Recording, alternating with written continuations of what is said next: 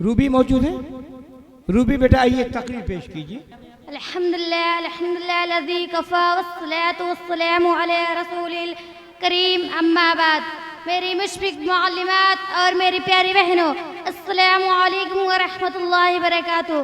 میری پیاری بہنوں، آج کی اس محفل میں میری تقریر کا موضوع ہے قبر کی منزل.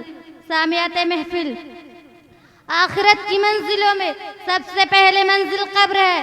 اگر یہ منزل آسانی سے طے ہو گئی تو بعد والی منزل بھی آسان ہوگی، لیکن اگر قبر کی منزل سخت ہوگی تو بعد والی منزل اور بھی زیادہ سخت ہوگی. حضرت عثمان رضی اللہ عنہ جب کسی قبر کے پاس کھڑے ہوتے تھے تو اس قدر روتے تھے کہ داڑھی کے بال آنسوں سے تر بتر ہو جاتے تھے. لوگوں نے ان سے کہا، آپ کے سامنے جنت اور دوزخ کا ذکر ہوتا ہے، جنت کی ثواب اور جہنم کا عذاب کا ذکر ہوتا ہے، مگر آپ اس پر اس قدر نہیں روتے جتنا قبر کو دیکھ کر روتے تھے.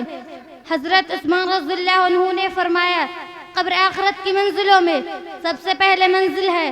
اگر اس سے نجات مل گئی تو اس کے بعد والی منزل اس سے آسان ہوگی، لیکن اگر اس سے نجات نہ ملی تو بعد کا مرحلہ اس سے کہیں زیادہ سخت ہوگا. پھر حضرت عثمان رضی اللہ عنہ نے فرمایا کہ رسول صلی اللہ علیہ وسلم فرماتے ہیں، میں نے قبر سے زیادہ خوفناک کوئی منظر نہیں دیکھا. آخر میں اللہ تعالیٰ سے دعا ہے، اللہ تعالیٰ ہم سب کی پہلی منزل آسانی فرمائے. آمین. السلام علیکم ورحمۃ اللہ وبرکاتہ. وعلیکم السلام. آئیے، روبی نے شاندار تقریر پیش کی. بہت مبارکباد، بہت مبارکباد. اب آواز دینا چاہوں گا، زینت موجود ہے. الحمدللہ رب العالمین والصلاة والسلام علی سید المرسلین وعلی آلہ اصحابہ اجمعین. اما بعد. جناب صدر، اساتذہ اکرام اور میری عزیز بہنوں، السلام علیکم ورحمۃ اللہ وبرکاتہ. آج کی اس نورانی محفل میں میری تقریر کا عنوان ہے کلمہ طیبہ. محترم حضرات، وہ کون سا کلمہ ہے جس کا پڑھنا اور پڑھانا، سننا اور سنانا، یاد کرنا اور یاد کرانا، اس کی دعوت دینا، اس کی تبلیغ کرنا، اس کو سمجھنا اور سمجھانا، اس کا ذکر کرنا بڑے ہی ثواب کی چیز ہے. وہ پاکیزہ کلمہ لا الہ الا اللہ محمد الرسول اللہ، یہی وہ کلمہ ہے جس کو پڑھنے اور اس کی بات کو سمجھ کر اقرار کرنے سے ایک انسان مسلمان بنتا ہے.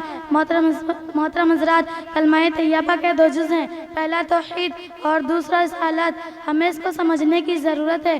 توحید یعنی اللہ کو ایک جاننا، ایک ماننا، اس کی بات کا اقرار کرنا اور دل سے تصدیق کرنا اس کے سوا کوئی معبود نہیں. وہ تمام جہان کا رب ہے، وہ اکیلا ہے، نہ اس کی ماں ہے، نہ اس کا باپ ہے اور نہ ہی اولاد ہے. وہ کسی کا محتاج نہیں، سب اس کے محتاج ہیں. تمام طرح کی عبادتیں و بندگی اسی کے لیے ہیں. سجدہ اور رکوع، دعا و مناجات اسی کے لیے ہیں. اس کو چھوڑ کر دوسرے کی عبادت و بندگی کرنا، اس کا شریک کرنا سب گناہ کے کام ہیں. محترم حضرات، کلمہ طیبہ کا دوسرا جز رسالات. ہم سب حضرت محمد مصطفیٰ صلی اللہ علیہ وسلم کی امت میں ہیں. وہ اللہ کے آخری نبی ہیں. قرآن پاک ان پر نازل ہوا، اب قیامت تک دوسرا نبی نہیں آئے گا. یہی آخری نبی ہیں. ان کی شریعت آخری شریعت ہے.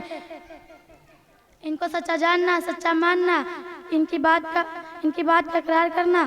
وہ تمام نبیوں کے امام ہیں اور اللہ کے محبوب بندے اور اس کے رسول ہیں. اب میں ایک شعر کے ساتھ اپنی تقریر کو مکمل کرتی ہوں.